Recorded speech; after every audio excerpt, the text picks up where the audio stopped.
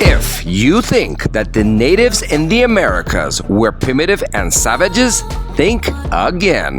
This is a city that was supposedly one of the largest in the world around 1500 years ago and contains one of the largest pyramids in the world that has been compared to the Great Pyramids of Egypt in more ways than one. It's pretty obvious that this place was built to impress.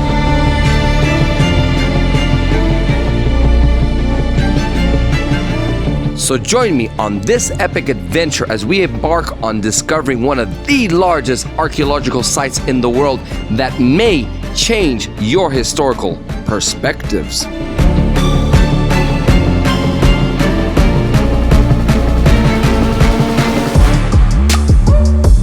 But first, we have to get to Teotihuacan from the northern bus station of CDMX.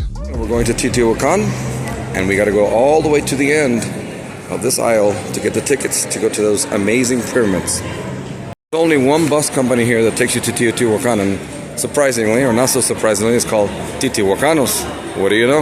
And here we are, arriving at the booth for Teotihuacanos to start our journey.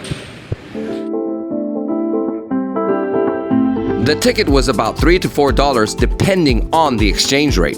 Teotihuacan is essentially on the northern edges of the Mexico City metropolitan area at roughly 25 miles from the city center. So we will be spending most of the time getting out of the Mexico City traffic in this roughly 1 hour bus ride, depending on traffic, of course. On the bright side, the traffic will allow us to observe the many features in the city, such as the abundance of ice cream shops you see in the city and many others, being that this country is known for great dairy products. Here is a perfect example of how Mexico City traffic can come to a crawl, giving us enough time to even observe gardeners working in a park. And of course, once we get on the highway, we are once again witness to Mexico City's extensive cable bus system, which is essentially an extension of their metro system to serve the many underserved areas which are often in hilly and mountainous areas. This has really helped a lot of people in the outlying areas to commute more efficiently into the city, and has become somewhat of a tourist attraction, being that it is one of the most extensive of its kind in one of the largest metropolitan areas globally. And finally, we break free from the traffic.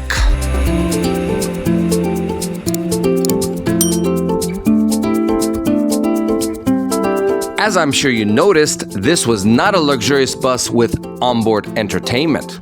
But don't underestimate the creativity of the locals, as it is common for people to come on board these type of buses and perform for the passengers in exchange for tips. And we're about to experience just that with an artist performing in Spanish and English.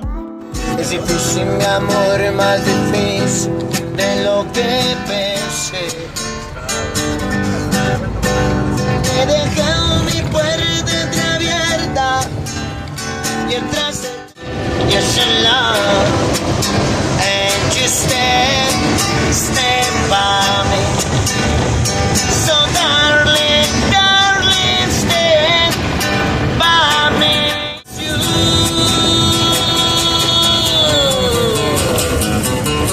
mercy, pretty woman, would you borrow me, pretty woman? I can't help but see, pretty woman. We finally exit the main highway onto a local road that takes us into Teotihuacan. And upon arrival, I see a stand selling cups of pomegranate, which happens to be in season in Mexico between August and October. All right, here we are, guys. We're at the entrance of Teotihuacan, the famous pyramids, some of the biggest in the world.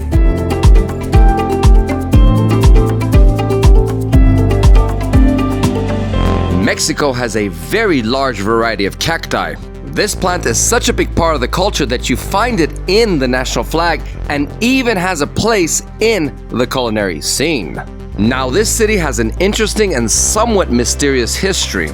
From what seems to be known about this place, between 0 and 500 AD, it was probably the largest city in all of the Americas and very possibly the 6th biggest in the world at that time. This was in the era of the mighty Byzantine Empire, which would have put this place in the class of cities like Rome and Constantinople. This shows that the natives in the Americas were building quite sophisticated societies well before the Europeans arrived. Arrive at the Pyramid of the Sun.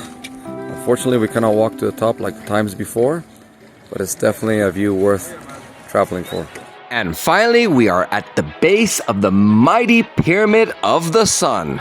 This name was given to this structure by the Aztecs long after the Teotihuacanos had abandoned this city. What is very interesting about this pyramid is that it supposedly has the same base as the Great Pyramid of Giza in Egypt.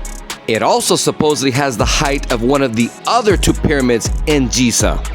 Is this a coincidence, or does it mean that there was actually communication between the ancient civilizations in the old and new worlds before the Europeans arrived? You be the judge.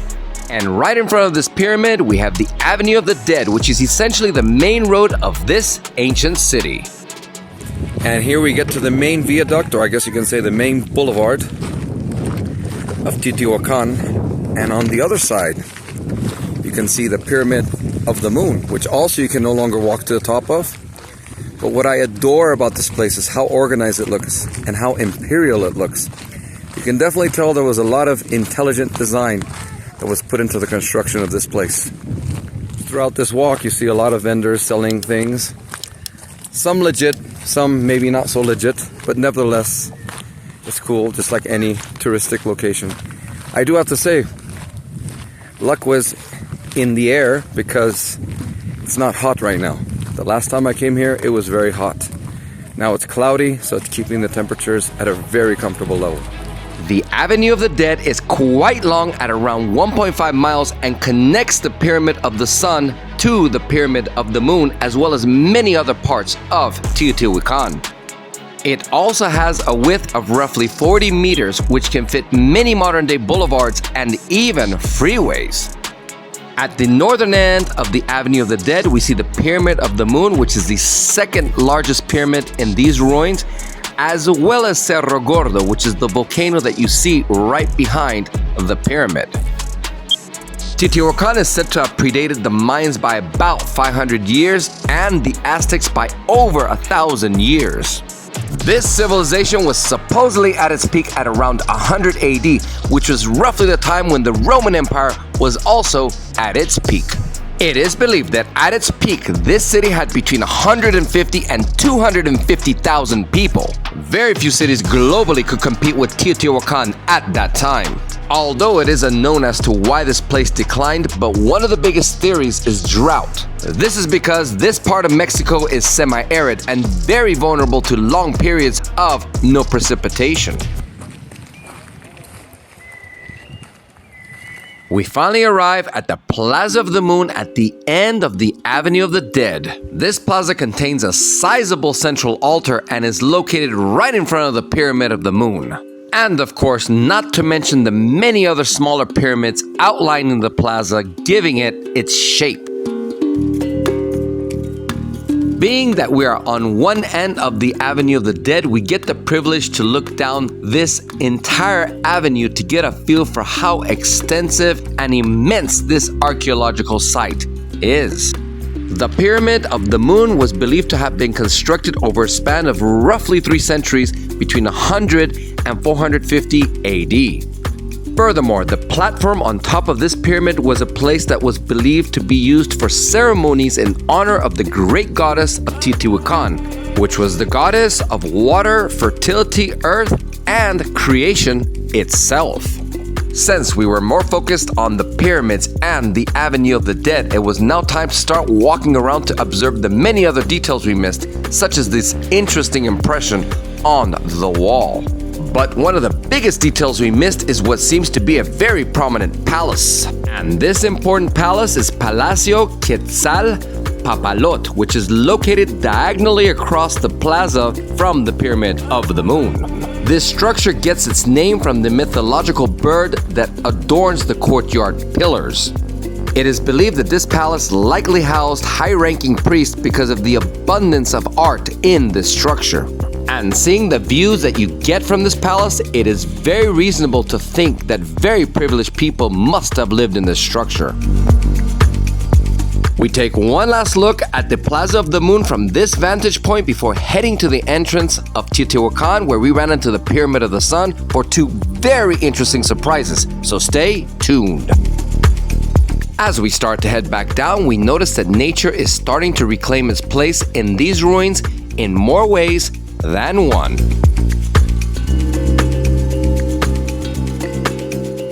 As we approach the entrance of Teotihuacan, we run into two different individuals that give us demonstrations using instruments that represent this place and this culture. ¿Cómo estás?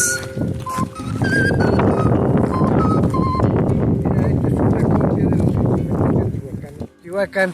Señorita Mariana, pues es un honor para mí el que me permita darles una pequeña explicación de estos instrumentos.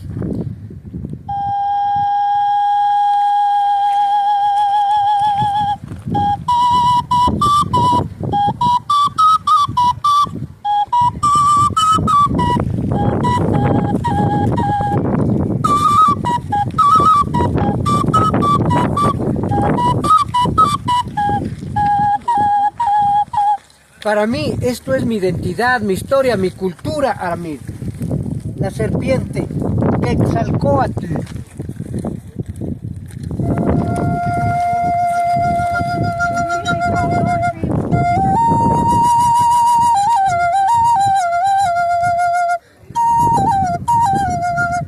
El jaguar.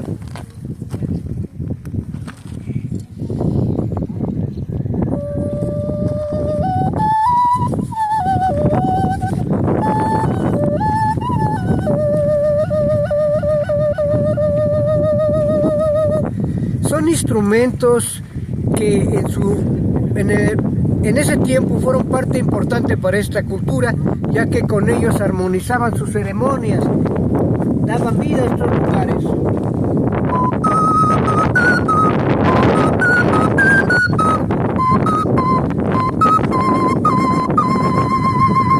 Te agradezco el que me haya permitido darte una breve explicación de lo importante que fue esto en su momento para la cultura que me antecedió. Para mí en lo personal, esto es mi identidad, mi historia, mi cultura. Muchísimas gracias, que sean bienvenidos, que sigan disfrutando. Amir, gracias. Gracias.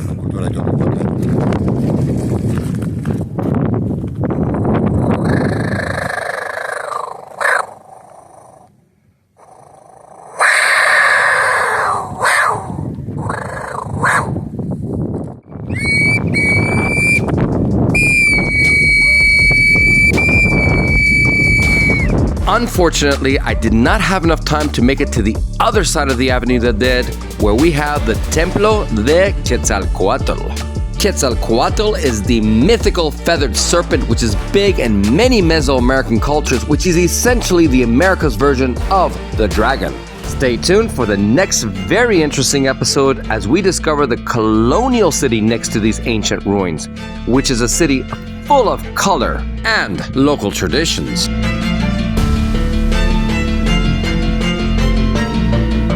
We will also be trying some delicious local food, so this is an episode you don't want to miss.